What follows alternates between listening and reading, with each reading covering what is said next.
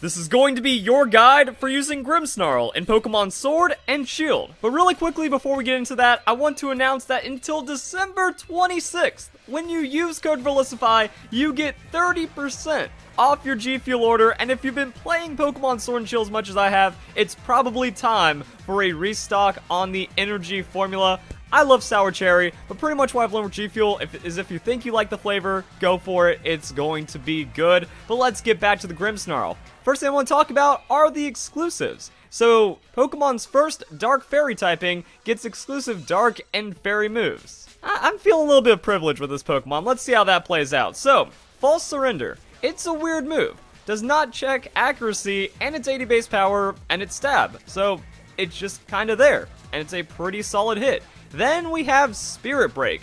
100% chance to lower the target special attack by 1, 75 base power, so not super high crazy base power, but it can shut out special attackers, and if Grimmsnarl is trying to set up, because it's a Prankster Pokemon, that could actually play out in the long game. So yeah, Grimmsnarl stats, these are very unimpressive, like 120 attack.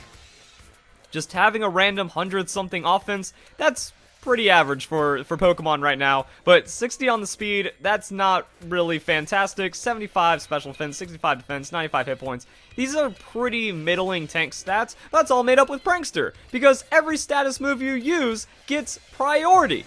Pokemon status moves have priority raised by 1, but Dark types are immune. I still find this to be an absolute blunder on Game Freak's part. Like, Prankster is in a weird state. It is super busted. It is one of the best abilities in the game, but few Pokemon get it, and those Pokemon are tuned around Prankster. So if you go up against Dark-type Pokemon, don't use status moves on them, which is why you just hit them with the Spirit Break. That's going to be super effective. It's got some weird stuff going on. So the first thing I want to do is see where Grimmsnarl stacks up against other Prankster Pokemon. So Sableye, this is a unique one. Significantly less tanky, so we got 75-65 on defenses, 65-75 inverted, but much more hit points for the Grimmsnarl. However, Sableye gets the recover, so priority recovery option is pretty nuts. Meowstic.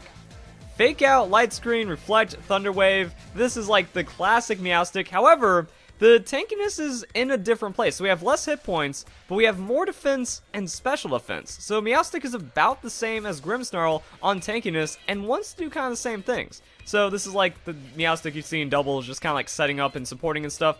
For the most part, this is going to be a doubles Pokemon when you're trying to do supportive things, but you can also just be a very disruptive Pokemon in singles, and that's where we have singles Grimmsnarl. You've seen it once, you've seen it a million times.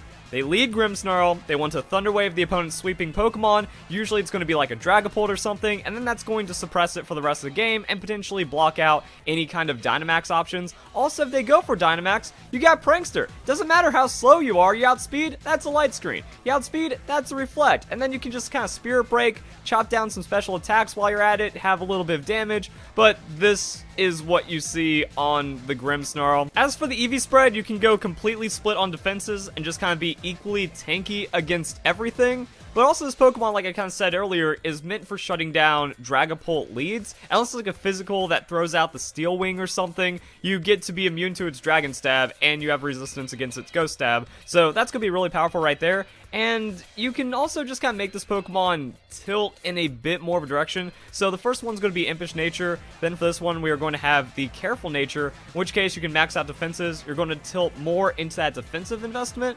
And that's still going to be fine because there's more physical attacks, there's a lot more physical threat in the game, so it's good to like come in, Reflect, Thunder Wave, slow that down, then have a little bit backing it. Spirit Break, you can run that, and also the False Surrender works as well, because the interesting thing is, this Pokemon does have the Taunt. So in theory, you can stop evasion setup, but if you're running the Thunder Wave to, like, you have to make a choice.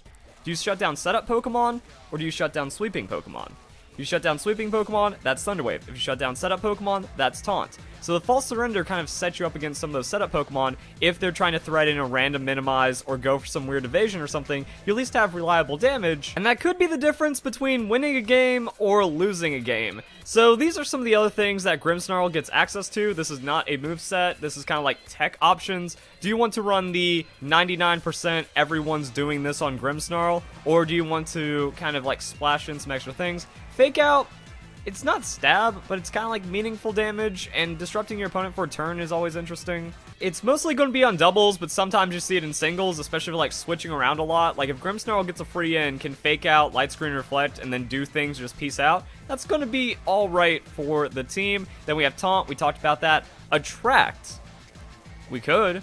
And I think Attract can be really good tech, especially in a doubles set, but also in singles. Like, Attract Thunderwave means that they have a 25% chance to be fully paralyzed, and then a 50% chance to not take action because of infatuation, but the opponent does have to be of the opposite gender, and Grimmsnarl is kind of at a disadvantage. Because normally what you want to do is have a female Pokemon, since a majority of Pokemon are going to be male. However, weird thing about Grimmsnarl, 100% male Pokemon. And that's also why it can't learn any moves by breeding. Like, there's no egg moves for this Pokemon either. It's some weird stuff. And then Scary Face. Scary Face is also something really to consider in doubles, because the way that Pokemon Sword and Shield works is that move priority is adjusted as the turn goes through. It's not set at the beginning of the turn like we've seen in every other Pokemon game. So if you have a Prankster Pokemon using Scary Face, that Pokemon now drops in speed priority. So if you have a slow Pokemon next to your Grimmsnarl, but then it becomes faster because of the speed cut, now that Pokemon is going next.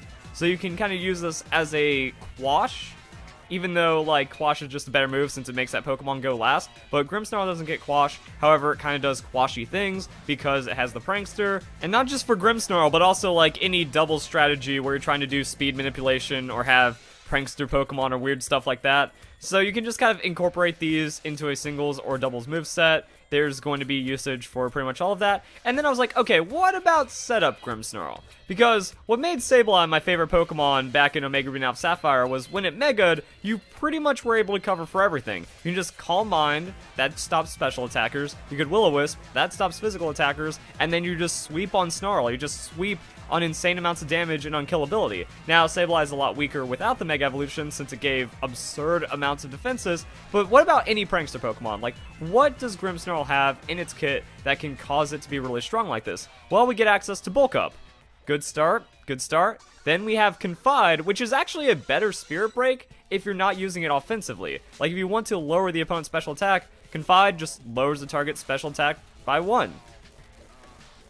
Done. So you get priority, and then that means you're taking less damage. So this is not as efficient, because if you could just Calm Mind, it's like, oh, now I have +6 special defense, and whenever a special attacking Pokemon comes in, they can't do any damage to me. Now you have to reconfide every special attacker. That's also why we're just going to max out our special defense. So max hit points, max special defense, 4 points into defense, and go for that. This is where we get into the biggest problem with Grimmsnarl, because as I mentioned with Sableye, Sableye's frail because it has sustain. So if it gets set up, then Sableye just cannot die. Grimmsnarl is in a different situation because it can only get health back through recovery moves, so Leech Life or Drain Punch. And Drain Punch is going to be slightly less damage, and you can also get immune by Ghost. If it's your only offensive move, that feels pretty bad. So Leech Life at least will hit everything, and at +6, it will be considerable damage, and that's why I have Protect. Like, the Protect leftovers to get 1/8 of your health, I feel like I'm back in Generation 4 with some kind of like very niche stall setup, or back when people would actually like Aqua Ring with Protect and then try to get health that way, maybe on top of leftovers as well. Like, that can be very powerful, but the damage creep in Pokemon has kind of made it not as viable. However, if you like Bulk Up, Protect, Confide, Protect, you can also kind of like stall out some of your opponent's powerful moves as well. Protect is generally useful against Dynamax because, hey, it's doing quarter damage, so you can protect out Dynamax and then still be kind of okay when it wears off. And then now you just have like go into your healing options once you get enough bulk ups. So the idea is get tanky and then start winning. So we have the single setup sweeper set. We also have just standard singles and then traditional prankster doubles. Like, that's why I had the fake out on the Meowstic, because we learned Grimmsnarl gets fake out and these Pokemon are almost exactly the same. Let's see how much the same they are. So, damage calculator, here's Grimmsnarl. Grimmsnarl is going to take 40 to 56% and then 30 to 36%. We're just going to be doing it, down the line. So we got Bold, 128, 128, 252, just about as even as in balance as this Pokemon can get. Then we have Meowstic, 48, 56. Wait, takes the same exact damage physically and then takes slightly more damage specially. So what we have learned is that Game Freak is up to weird decisions. They don't like Prankster. We see that with the nerf. They don't like a lot of RNG and trickery. We see that with other nerfs as well. Confusion got nerfed. They nerfed Thunder Wave, they nerfed Swagger, they nerfed Sleep, they nerfed Evasion. We haven't seen a new Fissure move thrown on a Pokemon since like Generation 5. So that's a thing. Here's Fissure, here's Sheer Cold, and then we did get Tyrantrum with the Horn Drill, but it's not like the most effective Horn Drill user, and then nothing in Generation 7 or Generation 8. So Game Freak is trying to like phase out and make it obscure. Also, Gigantamax Pokemon are unaffected by one-hit KO moves, and it just feels like Evasion is trying to be completely forgotten by Game Freak. No, you know what? Game Freak is not taking away my fun. This is the Grimmsnarl Moveset right here. We have Attract, Thunder Wave, Flatter, and Bite. 50% chance, 25% chance, 30% chance, 30% chance. Your opponent is not going anywhere. Your only sustain is leftovers. We are going to make Game Freak regret nerfing all the cheese strats and make me go deep into the darkest reaches of my mind to force this out. Oh, I can't even look at it. It's so terrible, but it must work. It must succeed. So, the reason why we have speed investment, it makes us less tanky, but I don't really think that matters since we're not doing like any defensive boosting. We just need to survive a hit, and then we need to hax them long enough to survive another hit until they die, and then rinse and repeat. The reason why we have this is Dragapult outspeed. Dragapult's speed gets cut in half.